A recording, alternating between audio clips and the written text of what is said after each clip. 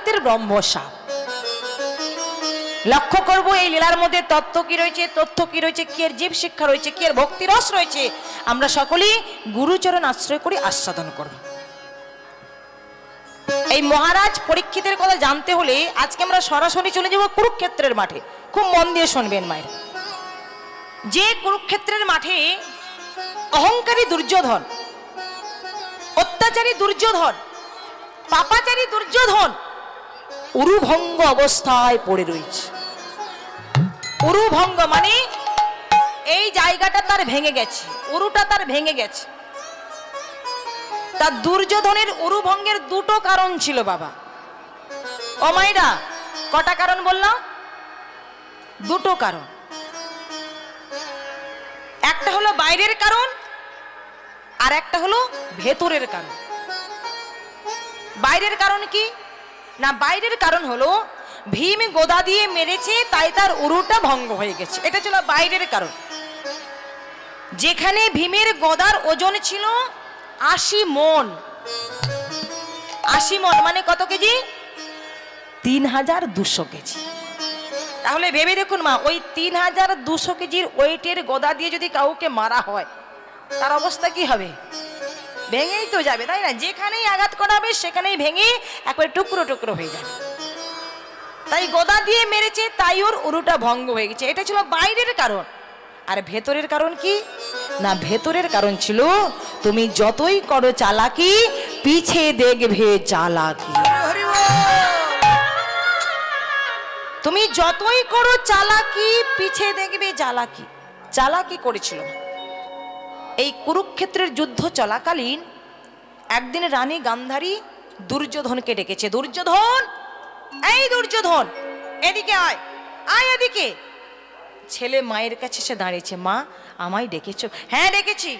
শোন বাবা, আগামীকাল ভোরের বেলায় তুই একবার আমার ঘরে আসিস। তবে হ্যাঁ, তুই যে আমার ঘরে আসবি তোর অঙ্গে যেন কোনো পোশাক না থাকে, অর্থাৎ তুই উলঙ্গ হয়ে আমার ঘরে আসবি। যেই এই কথা বলেছে ছেলে লাফিয়ে উঠেছে। মা, ছি ছি ছি ছি ছি ছি, এ তুমি কি বলছো মা? এ তুমি কি বলছো? আমি এত বড় ছেলে তোমার ঘরে উলঙ্গ হয়ে, তারপরে এবার ভোরের বেলায়? ছি ছি ছি, বলো না মা, অমন কথা বলো না। আমি আসতে পারবো না মা, আমি ওই অবস্থা আসতে পারবো না। এই, একদম উঁচু গলায় কথা বলবি না। ওরে, তোকে আমি কেন ডাকলাম জানিস? শোন বাবা, তুই আমার ঘরে উলঙ্গ হয়ে আসবি, আমি আমার চোখের বাঁধন খুলে তোর দিকে তাকাবো। আমার দৃষ্টিশক্তি তোর শরীরে পড়লে তোর সারা শরীর লোহার মতো একেবারে কঠিন হয়ে যাবে। যদি একবার তোর সারা শরীর লোহার মতো কঠিন হয়ে যায়, ওই পঞ্চ পাণ্ডবরা তোর কোনো ক্ষতি করতে পারবে না। যুধিষ্ঠির, ভীম, অর্জুন, নকুল, সহদেব, ওরা কেউ তোর কোনো ক্ষতি করতে পারবে না। তাই আমি চাই আমার দৃষ্টিশক্তি তোর সারা শরীরে পড়ুক। তোর মাথার চুল থেকে পায়ের নখ পর্যন্ত সারা শরীরে যেন আমার দৃষ্টিশক্তি পড়ুক, এটাই আমি চাই। ছেলে লাফিয়ে উঠছে। মা, ও মা, আগে বলবে তো। এই দেখেছো, আমি কত কিছু ভেবে নিয়েছি। ঠিক আছে মা, ঠিক আছে। সত্যি তো, একবার যদি আমার সারা শরীর লোহার মতো কঠিন হয়ে যায়, তাহলে পঞ্চ পাণ্ডব ওরা তোমার কেউ কোনো ক্ষতিই করতে পারবে। ও মা, মা, তাহলে তুমি দরজাটা খোলা রেখো, আমি আসবো। আসবো মা, তুমি দরজাটা খোলা রেখো। লক্ষ্য করুন মা, মা আর ছেলের মধ্যে কথা হয়ে গেল। ছেলে দুম করে বেরিয়ে চলে গেল। এইবার পরের দিন ভোরের বেলা, সময়টা ছিল অগ্রহায়ণ মাস। এই বর্তমান যেই মাস চলছে, কনকনে ঠান্ডা। কেমন ঠান্ডা পড়েছে মা! এই ভোরের বেলায় দুর্যোধন উলঙ্গ হয়ে বেরিয়ে পড়েছে। মনে মনে ভাবছে, মা তো আমায় উলঙ্গ হয়ে ডেকেছে, আমি মায়ের কাছে উলঙ্গ হয়ে গিয়ে দাঁড়াবো, এতে আমার আবার কিসের লজ্জা, তাই না? আমি মায়ের কাছে উলঙ্গ হয়ে দাঁড়াবো, এতে আমার আবার কিসের লজ্জা? সে তো আমার মা, আমাকে জন্ম দিয়েছে, আমাকে বড় করে তুলেছে, আমার আবার কিসের লজ্জা?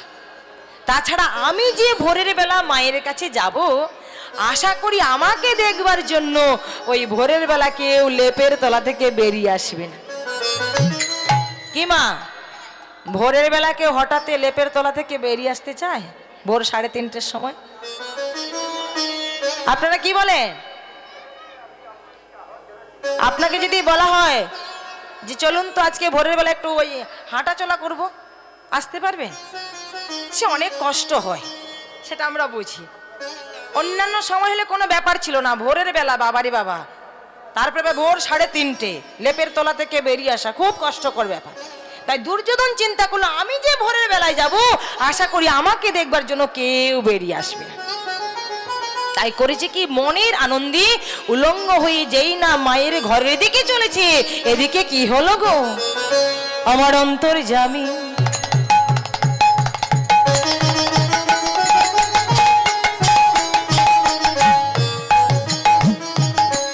শ্রী গোবিন্দ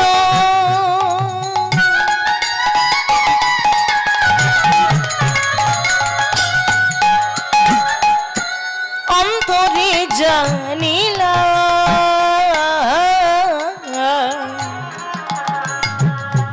আজ অন্তরে যাবে শ্রী গোবিন্দ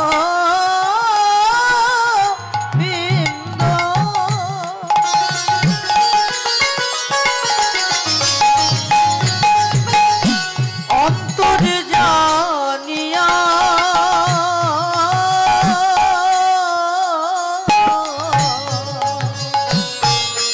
দুর্যোধনে সম্মুখেতে দাঁড়ালো আসিয়া দুর্যোধন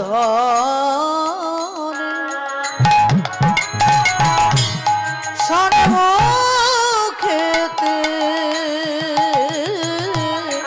দাঁড়ালো আসিয়া।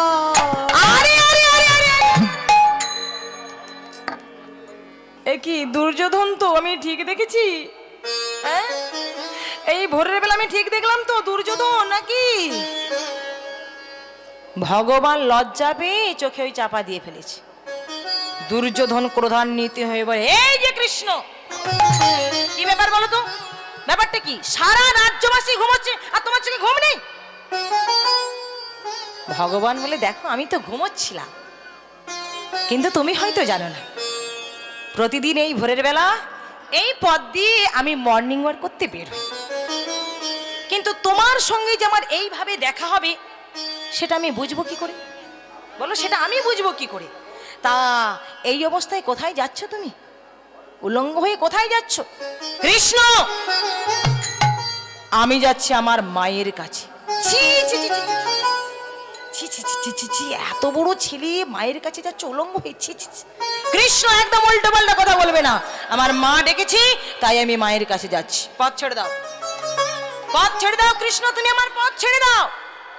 ও, তোমার মা ডেকেছে তাই যাচ্ছ? ঠিক আছে, যাও যাও যাও যাও যাও যাও যাও দুর্যোধন, যাও যাও। ভগবান যেই না রাস্তাটা একটু সাইড করে দিয়েছে, দুর্যোধন 1 পা 2 পা করে এগিয়ে চলেছে। যেই 1 পা 2 পা করে এগিয়ে যাচ্ছে, ভগবান পেছন থেকে আবার ডাক দিয়েছে, ও দুর্যোধন, দুর্যোধন, আরে শোনো শোনো শোনো, একটু শোনো।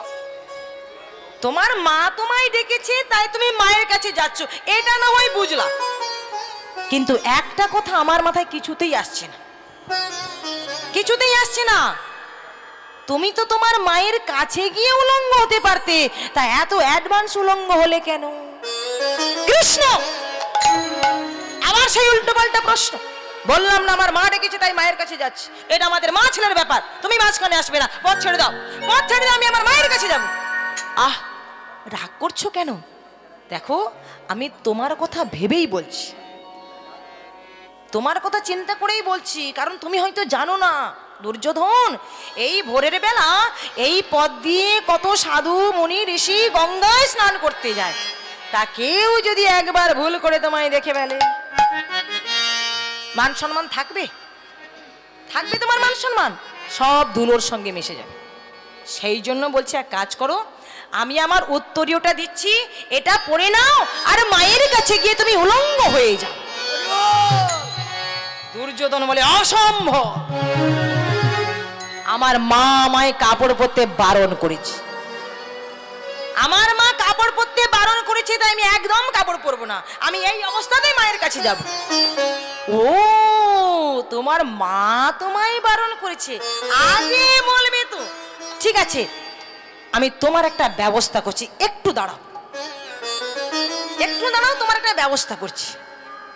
ভগবান করলেন কি, ছুটে চললেন গভীর জঙ্গল। এবার গভীর জঙ্গল থেকে বড় একটা কলার পাতা তুলে নিয়ে এসে দুর্যোধনের হাতে ধরিয়ে দিয়েছে। বলে, দুর্যোধন, তোমার মা তোমায় কাপড় পরতে বারণ করেছে, কিন্তু কলার পাতা তো পরতে বারণ করে না, তাই না? এটা তো আর কাপড় নয়, এটা হচ্ছে কলার পাতা। এই পাতাটা পরে নাও, আর মায়ের কাছে গিয়ে তুমি উলঙ্গ হয়ে যাও। দুর্যোধন কলার পাতাটা হাতে নিয়ে চিন্তা করলো, যাক, হে বেটা গোয়ালার ছেলে হলে কি হবে, এর বুদ্ধি আছে। সত্যি তো কৃষ্ণ আমার কথা কত ভাবে, তাই না? এই ভোরের বেলা যদি কেউ আমায় একবার দেখে ফেলি, তাহলে তো মান সম্মান চলে যাবে। তাই কৃষ্ণ আমার কথা কত ভাবে। ঠিক আছে, দাও দাও দাও দাও, তোমার ওই পাতাটা পরে আমি মায়ের কাছে চলে যাই। এবার সেই কলার পাতাটা পরে মনের আনন্দে ছুটতে ছুটতে চললো মায়ের কাছে। আজ মামা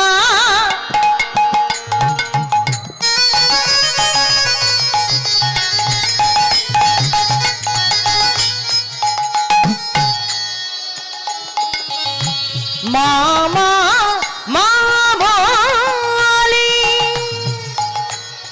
মা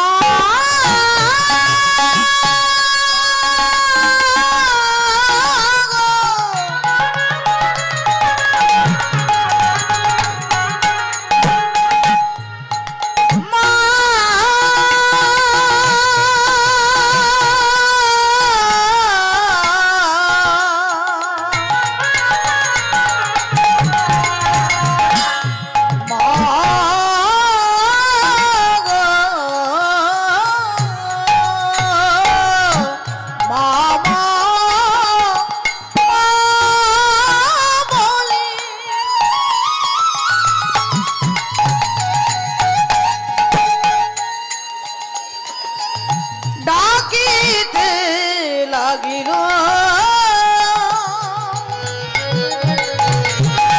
দরজার সন্মুখেতে হোঁচট খাইল, দরজার সন্মুখেতে হোঁচট খাইল।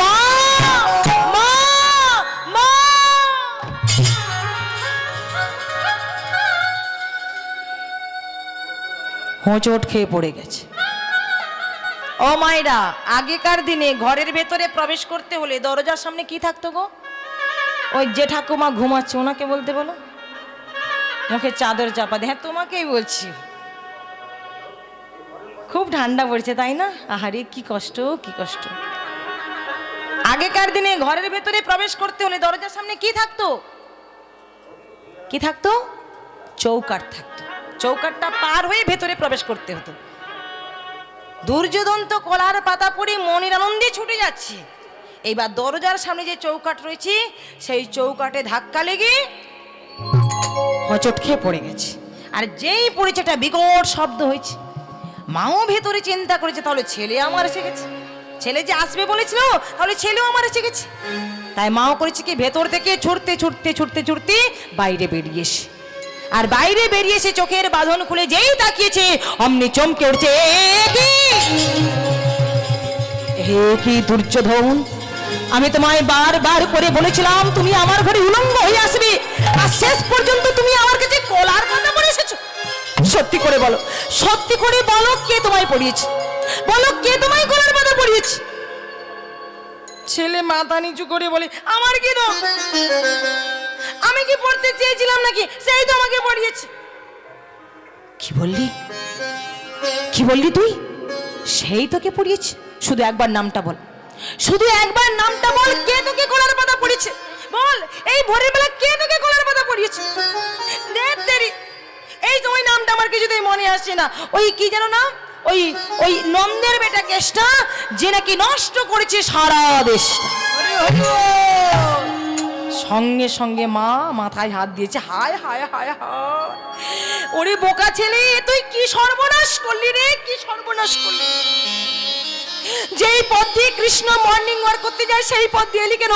বাইপাসে ঘুরে আসতে পারলি না? কি রে, অন্য রাস্তা দিয়ে আসতে পারলি না?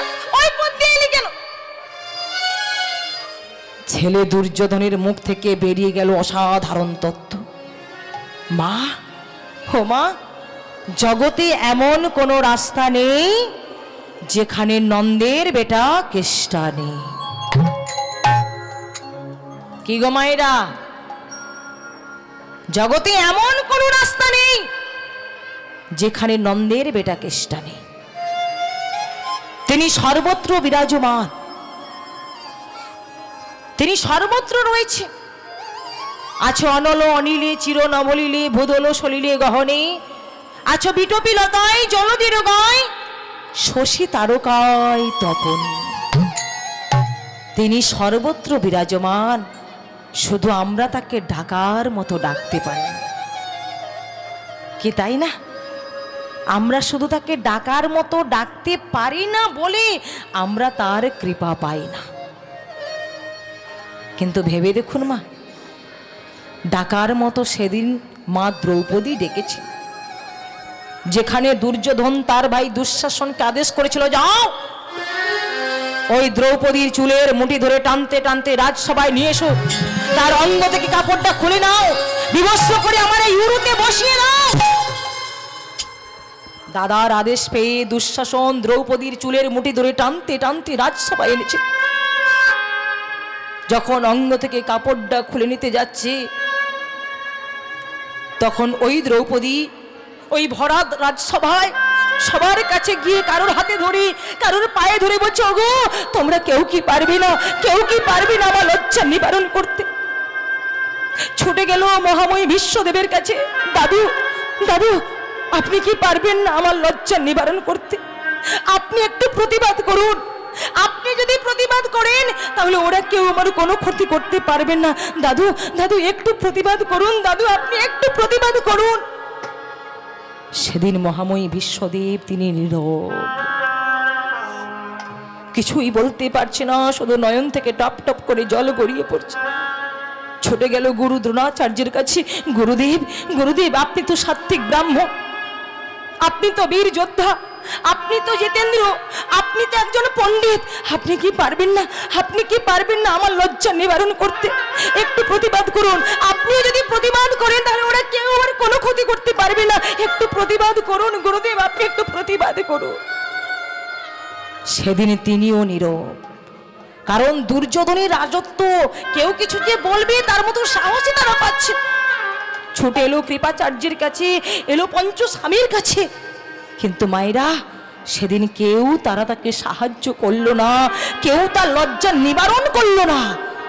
তখন পাশ থেকে বিদুর বলেছিল, মাগো যে তোমার লজ্জা নিবারণ করবে তুমি যে তাকেই ডাকতে ভুলে গেছো, যে তোমার লজ্জা নিবারণ করবে তুমি তাকেই ডাকতে ভুলে গেছো।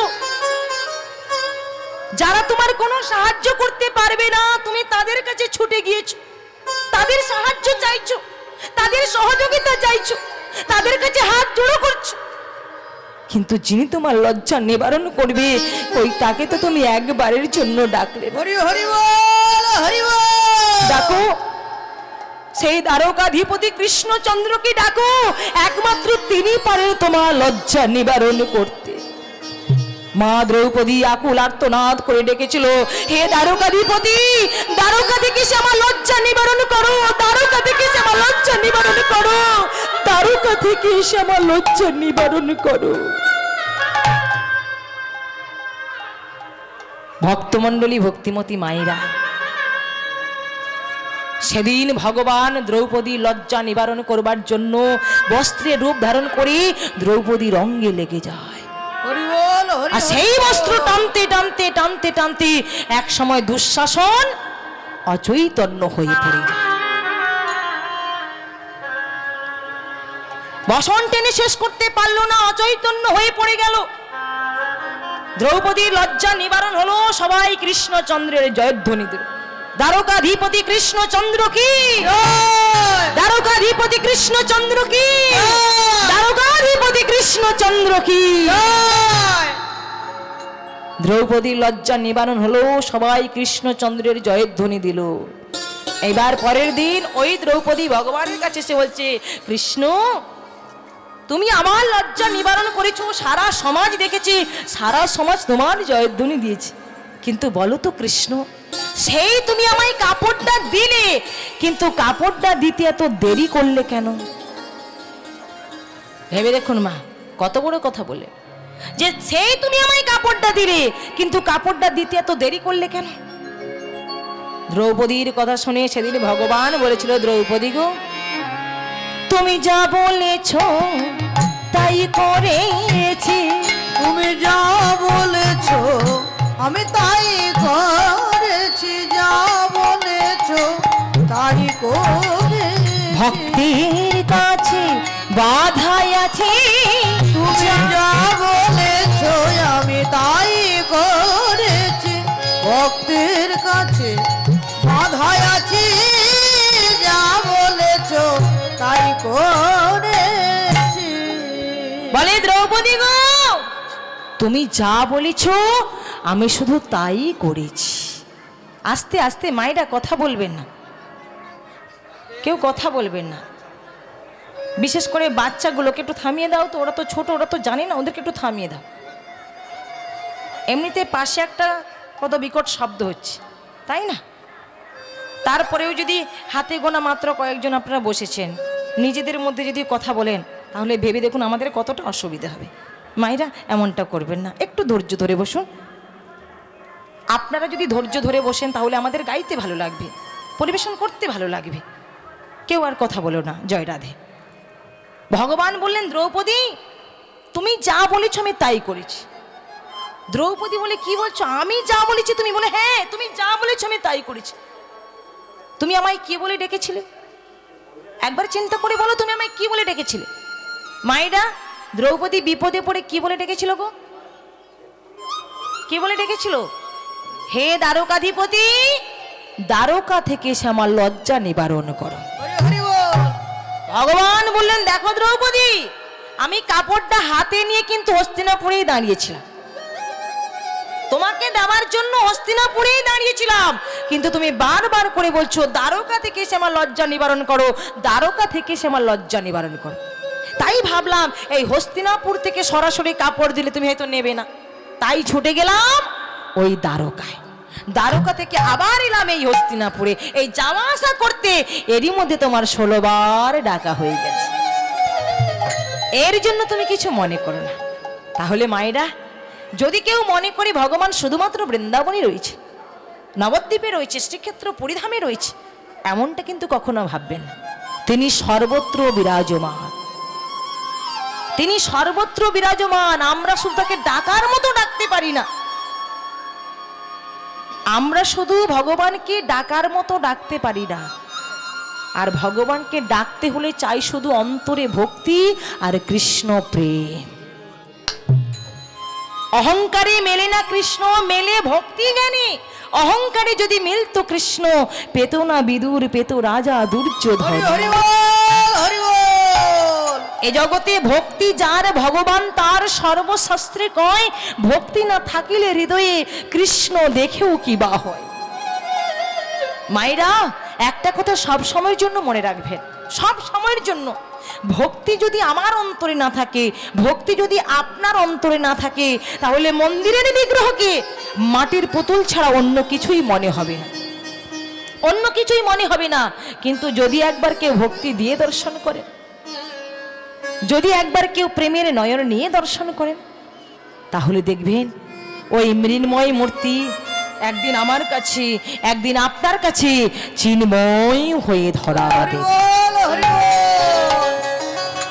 তাকে ভক্তি দিয়ে ডাকতে হবে মা, তবেই তো তার কৃপা পাবো, তাই না? আর এই ভক্তিটা পেতে হলে আপনাকে ভক্ত সঙ্গ করতে হবে, সাধু সঙ্গ করতে হবে। কারণ ভক্তি বাজারে কিনতে পাওয়া যায় না, ভেবে দেখুন মায়েরা, একজন ভক্ত সাজতে হলে ভক্তের যে পোশাক এটা আপনি বাজারে কিনতে পাবেন, তুলসীর মালা ধারণ করেছি এটা আপনি বাজারে কিনতে পাবেন, তিলক সেবা করেছি এই মাটিটাও বাজারে কিনতে পাওয়া যায়। কিন্তু বলুন তো বাবা, কোনো দোকানদারকে গিয়ে কি আপনারা বলতে পারবেন যে দোকানদার ভাই আপনি আমায় 100 টাকার ভক্তি দিন? তো বলা যাবে? কখনোই বলা যাবে না, কারণ ভক্তি কখনো বাজারে কিনতে পাওয়া যায় না। এই ভক্তিটা পেতে হলে তোমাকে ভক্ত সঙ্গ করতে হবে। নিতাই গৌর প্রেমানন্দে। দুলহন বানকে প্যারি। এই ছেলেরা বসো, এখানে চুপ করে বসে যাও। তোমরা কেউ ছোটাছুটি করো না, কেমন? মনে থাকবে? জয় রাধে। दुल्हन बन के प्यारी राधा रानी हमारी। राधे।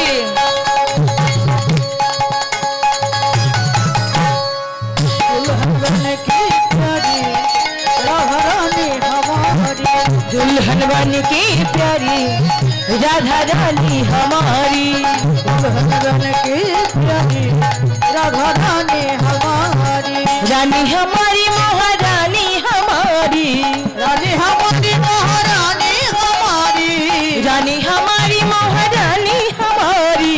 रानी हमारी महारानी हमारी। दुल्हन बन के प्यारी राधा रानी हमारी। दुल्हन बन के प्यारी राधा रानी हमारी।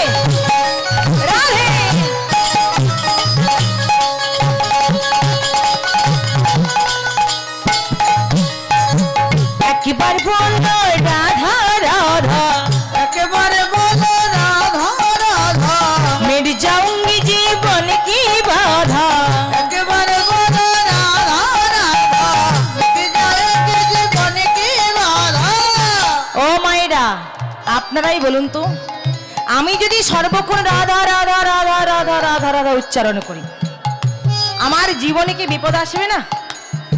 কি মায়ের, আপনারাও যদি কখনো সর্বদাই রাধা রাধা নাম উচ্চারণ করেন বিপদ কি আসবে না? বিপদ আসবে, বিপদ সবার জীবনে আসবে। কিন্তু রাধা নাম করলে কি হবে? যে বিপদটা তোমার জীবনে তাল হয়ে আসার কথা সেটা তিল হয়ে দেখা দিয়ে চলে যায়। যেটা মহা বিপদ হয়ে আসার কথা সেটা সামান্য একটুখানি বিপদ ঘটিয়ে চলে যাবে, তাই না? ধরুন প্রচন্ড বৃষ্টি হচ্ছে, আমি ছাতা মাথায় দিয়ে বাইরে দাঁড়িয়ে থাকলাম। বলুন মা, আমি যদি ছাতা মাথায় দিয়ে বাইরে দাঁড়িয়ে থাকি তাহলে কি বৃষ্টি বন্ধ হয়ে যাবে? বৃষ্টি বন্ধ হবে না, বৃষ্টি হবে, কিন্তু ওই যে ছাতা মাথায় দিয়ে দাঁড়িয়ে থাকলাম তার জন্য বৃষ্টিটা আমার গায়ে কম পড়বে। তাই রাধারানীর নাম করলে বিপদ হবে না তা নয়, হবে ওই সামান্য একটুখানি।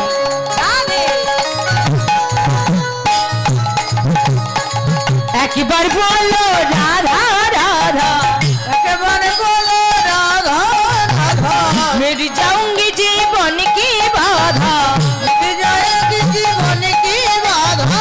कृपा करबेन महारानी राधा रानी हमारी। दुल्हन के प्यारे राधा रानी हमारी। दुल्हन के प्यारे राधा रानी हमारी।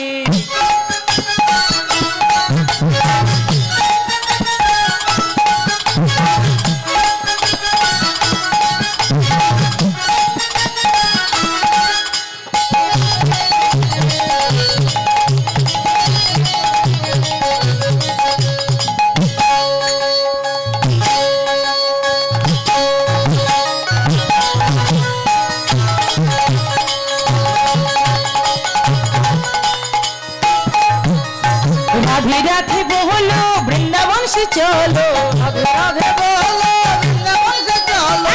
राधे राधे बोलो वृंदावन से चलो, राधे राधे बोलो वृंदावन से चलो।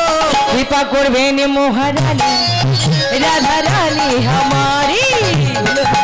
के प्यारी राधा रानी हमारी, धड़कन के प्यारी राधा रानी हमारी। बोलो राधे राधे राधे राधे राधे राधे बोल, बोलो राधे राधे राधे राधे राधे राधे बोल, बोलो राधे राधे राधे राधे राधे राधे बोल, बोलो राधे राधे राधे राधे राधे राधे बोल। সবাই মিলে বলুন, কেউ ফাঁকি দেবেন না। राधे राधे राधे राधे बोल, राधे राधे राधे राधे राधे राधे बोल, राधे राधे राधे राधे राधे राधे बोल। बोलो राधे राधे राधे बोल, बोलो राधे। মায়েরা হাত কি সঙ্গে করে এনেছেন না বাড়িতে রেখে এসেছেন? হ্যাঁ কি না কিছু একটা বলুন। এনেছেন তাহলে হাত তুলে, কেউ ফাঁকি দেবেন না। চাদরের ভেতর থেকে হাত বের করে বার করুন সকলে, বার করুন সকলে, কেউ ফাঁকি দেবেন না। এদিকে হাত তুলে না, এখনো পুরো হাত উঠলো না, এইটুকু নয়, একেবারে সবাই মিলে। বাহ, হ্যাঁ বাহ। বলো রাধে রাধে রাধে রাধে রাধে বল, বলো রাধে রাধে রাধে রাধে রাধে সবাই মিলে। কেউ ফাঁকি দেবেন না, ধরা পড়ে যাবেন ওইখানে। বলো রাধে রাধে রাধে রাধে রাধে রাধে বলো রাধে রাধে রাধে রাধে রাধে রাধে বলো রাধে রাধে রাধে রাধে রাধে রাধে বলো রাধে রাধে রাধে রাধে রাধে রাধে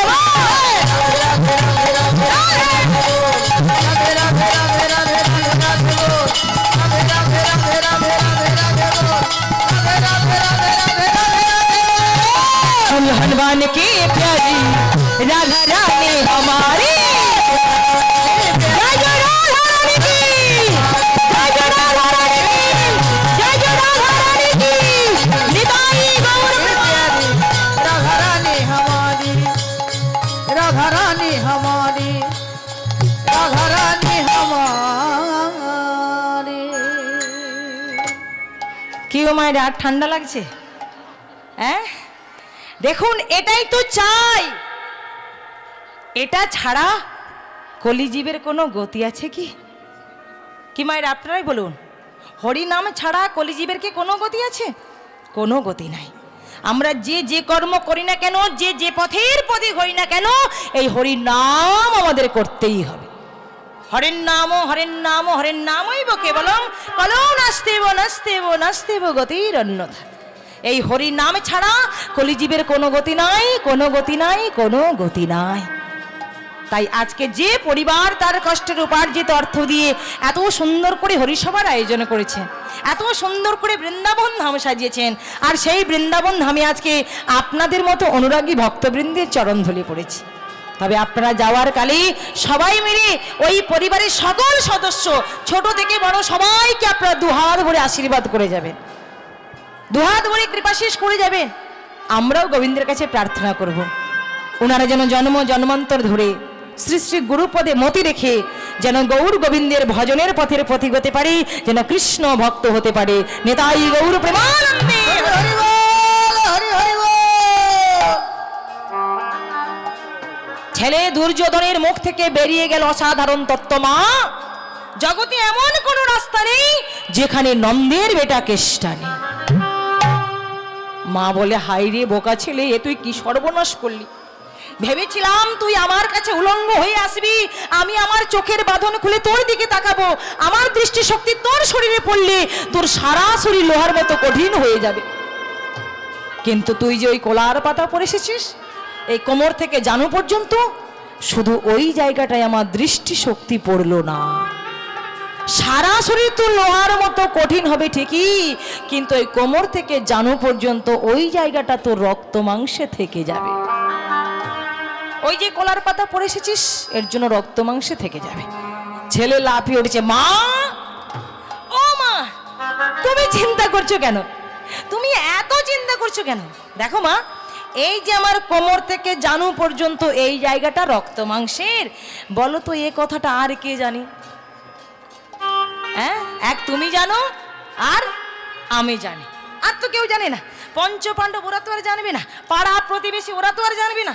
ওরা আমার ঘাড়ে মারবে, ওরা আমার পেটে মারবে, ওরা আমার পিঠে মারবে, ওরা আমার বুকে মারবে, কিন্তু ওরা তো জানবে না যে আমার এই কোমর থেকে জানু পর্যন্ত রক্ত মাংস। চিন্তা করো না মা, ওরা আমার কিচ্ছু ক্ষতি করতে পারবে না, ওরা আমার কোনো ক্ষতি করতে পারবে না। এই বলে মাকে সান্ত্বনা দিয়ে ছেলে দুম করে বেরিয়ে চলে গেল। এইবার পরের দিন কুরুক্ষেত্রের মাঠে ভীমের সঙ্গে দুর্যোধনের তুমুল যুদ্ধ শুরু হয়ে গেল, গদা যুদ্ধ শুরু হয়ে গেল। ভীম করেছে কি মা, ওই 80 মনের গদাটাকে ঘুরিয়ে ঘুরিয়ে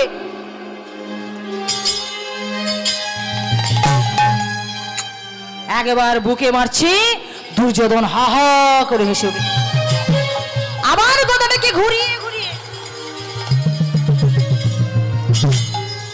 পিঠে মারছে, তাতে শুধু খিলখিল করে হেসে যাচ্ছে।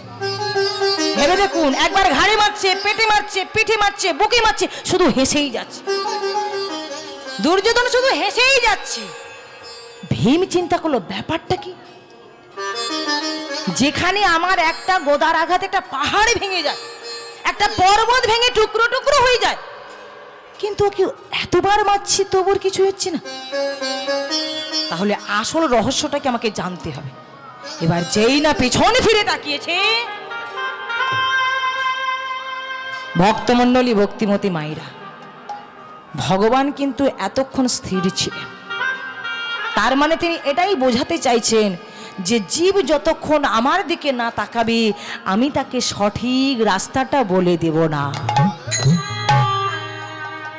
তুমি তোমার রুগীকে নিয়ে যেখানে ইচ্ছে খুশি যাও, কটক যাও, ব্যাঙ্গালোর যাও, ভেলোর যাও, কলকাতা যাও, যেখানে ইচ্ছে খুশি যাও, কিন্তু যতক্ষণ তুমি আমার দিকে না তাকাবে, আমি তোমাকে সঠিক পথটা বলে দেব না। হরি হরি বল। এবার যেই ভীম ভগবানের দিকে তাকিয়েছে, ভগবান ইশারা করে বলছে, ভীম দাদা এখানে এখানে এখানে। ওই যে ইঙ্গিতে পণ্ডিত বুঝে মূর্খ বুঝে কিলে কি, যারা পণ্ডিত ব্যক্তি হয় তাদেরকে ওই ইশারা করলেই বুঝে নেয়, ইঙ্গিত দিলেই তারা বুঝতে পেরে যায়।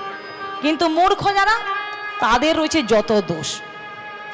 আপনি যতই অ আ ক খ করে বোঝানোর চেষ্টা করুন না কেন, সে কিছুতেই বুঝবে না, কারণ সে তো মূর্খ, সে তো মূর্খ, সে তো কিছুই বোঝার চেষ্টাই করে না। মূর্খের হচ্ছে যত দোষ, কিন্তু পণ্ডিত ব্যক্তিকে ইশারা করলেই বুঝে নেয়। ভগবান যখন ইশারায় বলছে যে এখানে মারো, ভীমও ইশারায় বলছে জানো কৃষ্ণ, ওর বুকে মারছি কিচ্ছু হচ্ছে না, ঘাড়ে মারছি কিচ্ছু হচ্ছে না, পেটে মারছি কিচ্ছু হচ্ছে না, এখানে মারলে কি কিছু হবে? বলো, এখানে মারলে কি কিছু হবে? ভগবান বলে, ভীম দাদা গো, এখানে মারলে যে কি হবে তার জন্য ভোর 3:30টার সময় ওকে কলার পাতা পরাতে হয়েছে। আমি কি আর এমনি এমনি বলছি, একবার মেরেই দেখো না, একবার মেরেই দেখো। এইবার ভগবানের কথা মতো ভীম করেছে কি মা, ওই 80 মনের গদাটাকে ঘুরিয়ে ঘুরিয়ে ঘুরিয়ে ঘুরিয়ে একেবারে যেই উরুতে বসিয়ে দিয়েছে, উরুটা ভঙ্গ হয়ে গেছে। হাড় ভাঙার যন্ত্রণা, হেরে যাওয়ার যন্ত্রণা, অপমানের ব্যথায় কাতর হয়ে উঠল ওই অহংকারী দুর্যোধন। রাতের অন্ধকারে কুরুক্ষেত্রের মাঠে চিৎকার করে বলে, কেউ কি নেই, কেউ কি নেই, আমার পাশে দাঁড়ানোর মতো কি কেউ নেই, আমাকে সাহায্য করবার মতো কি কেউ নেই? আপন বলিতে নাহি কোনো জন, তুমি বিনা দয়া হরি, তুমি যে আমার পরাণের প্রাণ, অগতির গতি দাতা হে।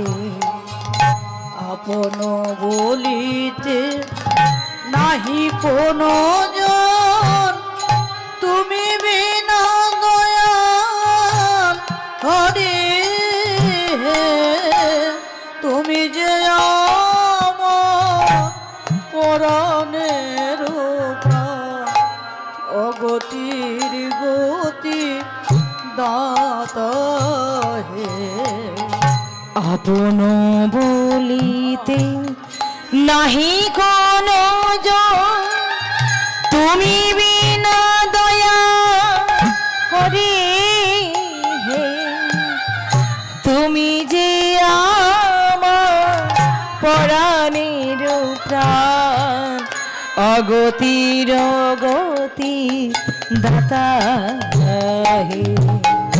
আপন বলিতে নহি কোনো জন, তুমি বিনা দয়া হরি হে, তুমি যে আমার পরাণের প্রাণ, অগতির গতি দাতা হে। ওগো তুমি ছাড়াই আমার কেহ নাই গো, তুমি ছাড়াই আমার কেহ, ওগো তুমি ছাড়াই আমার কেহ নাই গো, ওগো তুমি ছাড়াই আমার কেহ আমি নিলাম তোমার শরণ নিলাম, তুমি ছাড়াই আমার কেহ নাই গো, নিলাম তোমার শরণ নিলাম। এবং এ জন্মে নয়, জন্মে জন্মে নিলাম তোমার শরণ নিলাম। এ জন্মে নয়, জন্মে জন্মে নিলাম তোমার শরণ নিলাম। এ জন্মে নয়, জন্মে জন্মে নিলাম তোমার শরণ নিতাই জন্মে নয়, জন্মে জন্মে নিলাম তোমার শরণ নিলাম। এ জন্মে নয়, জন্মে জন্মে নিলাম তোমার শরণ নিলাম। ওগো তুমি ছাড়াই আমার কেহ নাই গো। জয় রাধে, জয় রাধে, জয় জয় রাধেশ্যাম। ভক্তমণ্ডলী, ভক্তিমতী মায়েরা, আজকে কর্তৃপক্ষের অনুমতি নিয়েই বলছি, আপনারা যিনারা এই মহতীয় মহধরিবাসরে হরিকথা কৃষ্ণকথা রস আস্বাদনের জন্য কৃপা করে চরণধুলি দিয়েছেন, আপনারা সকলেই আমার গৌর গোবিন্দের অন্নপ্রসাদ সেবা করে হরিনাম সংকীর্তন শ্রবণ করে তারপরে আপনারা নিজ গৃহে ফিরে যাবেন। হরিনাম শ্রবণও করতে হবে, প্রসাদও সেবা করতে হবে। এতে সমর্থন হয়েছে নাকি না একবার দুটি বাহু তুলে হরিধ্বনি সহকারে নিতাই গৌর প্রেমানন্দে হরি হরি বল, হরি হরি বল। দেখুন মায়েরা, যারা ভক্ত হয় গো, সেই ভক্ত কখনো আনবাঞ্ছা করে না। মনে রাখবেন, ভক্ত কখনো আনবাঞ্ছা করে না, আনবাঞ্ছা করি আমরা। কিন্তু যারা ভক্ত হয় তারা কখনো আনবাঞ্ছা করে না। ভক্তের বাসনাটা ভক্তের মতো হওয়া চাই। শিশুর নেহারি লক্ষ্য মাতৃস্তন পানে, মাতালে স্থির লক্ষ্য মদিরা সন্ধানে, সতী খুঁজে পুঁজি বারো পতির চরণ, কুলোটার লক্ষ্যই কিসে পরমন, বানরে লক্ষ্যই ফলের বাগানে, শুকুনে লক্ষ্যই দুর্ভাগারের সন্ধানে, শ্রীগালে লক্ষ্যই মৃতদেহ করে টানাটানি, নিন্দুকে লক্ষ্যই পরনিন্দা জানি, পণ্ডিতের লক্ষ্যই তর্ক উপার্জন, আর প্রকৃত ভক্তের লক্ষ্য হয় শ্রীহরির চরণ। শ্রী হরির চরণ, ভক্ত ভগবানের চরণ ছাড়া আন কিছু বাসনা করে না, অন্য কিছু চায় না। তাই ভক্তের বাসনাটা ভক্তের মতো হওয়া চাই। ভক্ত যেমন বিপদে পড়লে ভগবানকে ডাকে, আবার ভক্তের জীবনে যদি বিন্দু মাত্র সুখের ছায়া আসে তখনও কিন্তু সে ভগবানকেই স্মরণ করে। কিন্তু আমরা যারা যখন বিপদে পড়ি, সত্যি করে মা বলুন তো, বিপদে পড়ার সঙ্গে সঙ্গে কি কখনো ভগবানকে ডাকি? কখনোই ডাকি না। শুধু ফোন নিয়ে আত্মীয় স্বজনকে জানিয়ে দিই, পাশের বাড়িতে ছুটে যাই। কি যখন কোনো সাহায্য পেলাম না, সহযোগিতা পেলাম না, এবার চললাম ঠাকুর ঘরে, প্রভু এবার তুমি রক্ষা করো। ভগবান বলে, ওরে বিপদকালে তোরা যেমন আমাকে স্মরণ করিস, তেমনি সুখের সময় যদি একবার আমার নামটা উচ্চারণ করিস, তাহলে তোর জীবনে কোনোদিন দুঃখ বলে কি জিনিস কোনোদিনের জন্য আসবে না। নেতাই হরি বল। তাই আজকে অহংকারে দুর্যোধন বিপদে পড়ে ভগবানের কাছে সাহায্য চাইছে না, সাহায্য চাইছে জনগণের কাছে, সমাজের কাছে। কেউ কি নেই আমার পাশে দাঁড়ানোর মতো? কি কেউ নেই আমাকে সাহায্য করবার মতো কি কেউ নেই?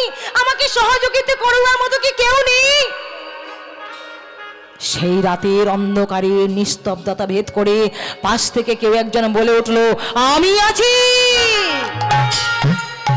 চমকে উঠেছে, কে? কে তুমি? রাতের অন্ধকারে আমার কাছে এসেছো, বলো তুমি কি? সত্যি করে বলো তুমি কি?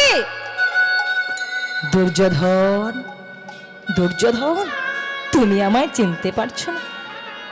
আমি তো অশ্বত্থামা, গুরুপুত্র, গুরু দ্রোণাচার্যের পুত্র, নাম আমার অশ্বত্থামা। অশ্বত্থামা? অশ্বত্থামা, তুমি এসেছো আমার কাছে? কেন? কেন এসেছো আমার কাছে? বাড়ি, আমি এসেছি তোমাকে সাহায্য করবার জন্য, আমি এসেছি তোমার পাশে দাঁড়ানোর জন্য।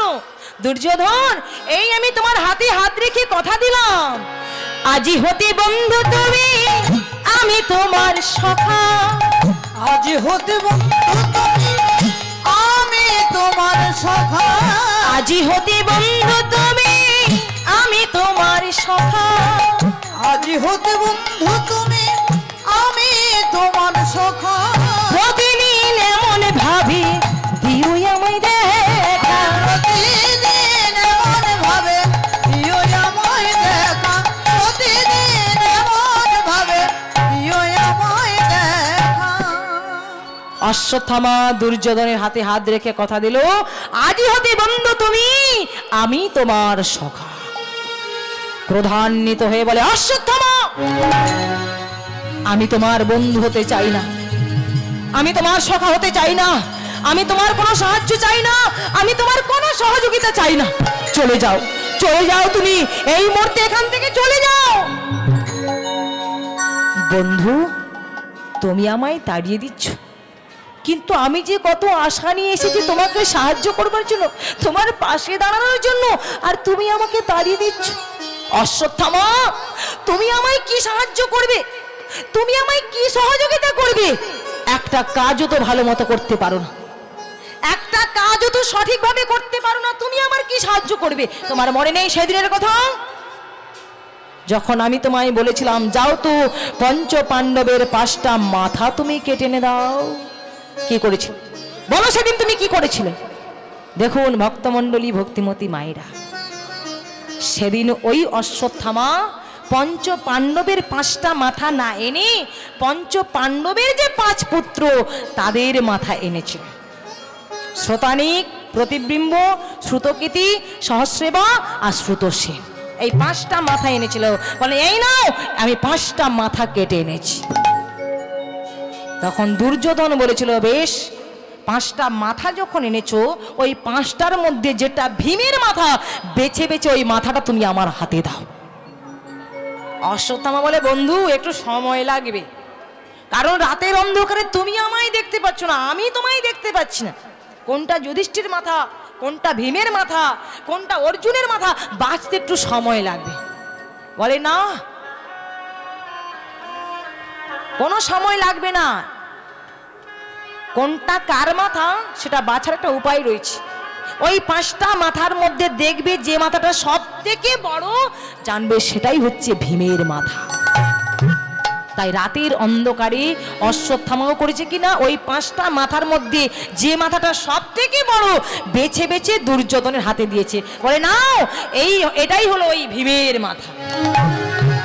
মাথাটা হাতে নিয়ে বলে, ওরে ভীম, তুই আমার চিরকালের শত্রু, তোর মাথাটা যখন কাছে পেয়েছে দেখ কি করি। দূরেই ছিল পাহাড়, ওই মাথাটা নিয়ে যেই না পাহাড়ে ছুঁড়ে মেরেছে, ওই মাথাটাই আজকে ফেটে টুকরো টুকরো হয়ে গেছে। সঙ্গে সঙ্গে বলে অশ্বত্থামা, বলি এ তো ভীমের মাথা নয়, এ তো ভীমের মাথা নয়, এ তো ভীমের মাথা নয়, এ তো ভীমের মাথা নয়। দেখি আমার সন্দেহ হয়, এ তো ভীমের মাথা নয়, দেখে আমার সন্দেহ হয়, এ তো ভীমের মাথা নয়। অশ্বত্থামা, এটা ভীমের মাথা নয়, এটা ভীমের মাথা নয়। এ তুমি কার মাথা আমার হাতে ধরিয়ে দিয়েছো? বলো, এ তুমি কার মাথা দিয়েছো? বলে বন্ধু, রাতের অন্ধকারে তুমি বুঝলে কি করে যে এটা ভীমের মাথা নয়? কারণ তুমি আমায় দেখতে পাচ্ছ না, আমি তোমায় চিনতে পারছি না, তা তুমি বুঝলে কি করে যে এটা ভীমের মাথা নয়? বলে অশ্বত্থামা, এটা যদি ভীমের মাথা হতো, যে পাথরে ছুঁড়ে মেরেছি ওই পাথরটা ভেঙে টুকরো টুকরো হয়ে যেত, কিন্তু ভীমের মাথা নয় বলে আজকে মাথাটাই ফেটে টুকরো টুকরো হয়ে গেছে। আর আজকে তুমি এসেছো আমাকে সাহায্য করবার জন্য, আমার পাশে দাঁড়ানোর জন্য, আমাকে সহযোগিতা করবার জন্য। আমি চাই না তোমার সাহায্য, আমি চাই না তোমার সহযোগিতা। চলে যাও, চলে যাও অশ্বত্থামা, এই মুহূর্তে তুমি এখান থেকে চলে যাও।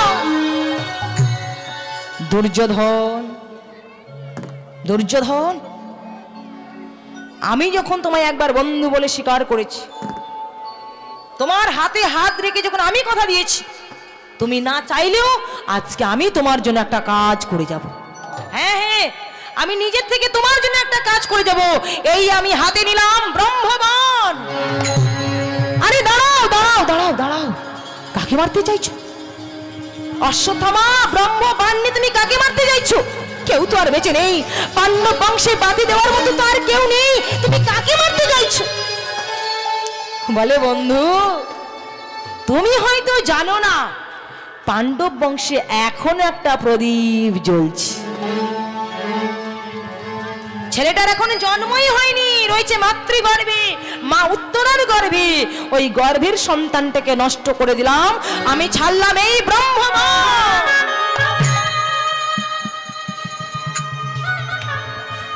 অশ্বত্থামার প্রেরিত বাণ এসে লাগলো মায়ের গর্ভে। অগ্নি গলার ন্যায় সেই ব্রহ্মবাণ এসে লাগলো মা উত্তরার গর্ভে। যখনই গর্ভকে আকর্ষণ করেছে, গর্ভের সন্তান গর্ভের মধ্যে নষ্ট হয়ে গেছে। মা উত্তরা দেবী গর্ভ যন্ত্রণায় কাতর হয়ে ছুটতে ছুটতে ছুটতে ছুটতে এসে ভগবানের চরণ তলে লুটিয়ে পড়েছে। দয়াময়, কৃপা করো ভগবান,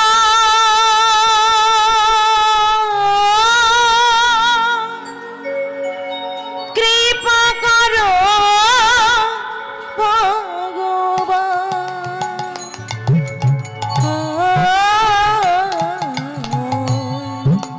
কৃপা করো দয়াময় ভগবান, রক্ষা করো, কৃপা করো ভগবান,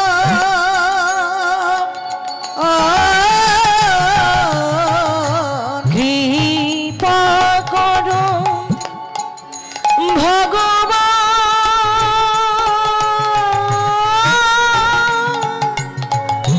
কৃপা করো ভগবান,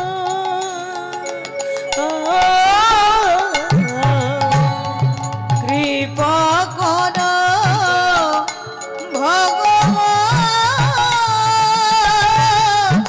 কৃপা করো ভগবান। আমি পড়েছি বিপদে,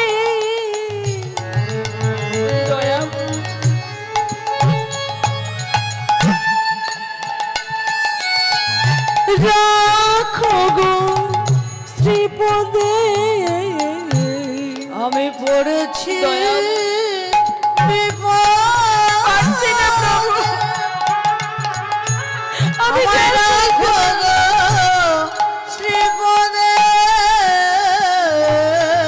আমি পড়েছি বিপদে,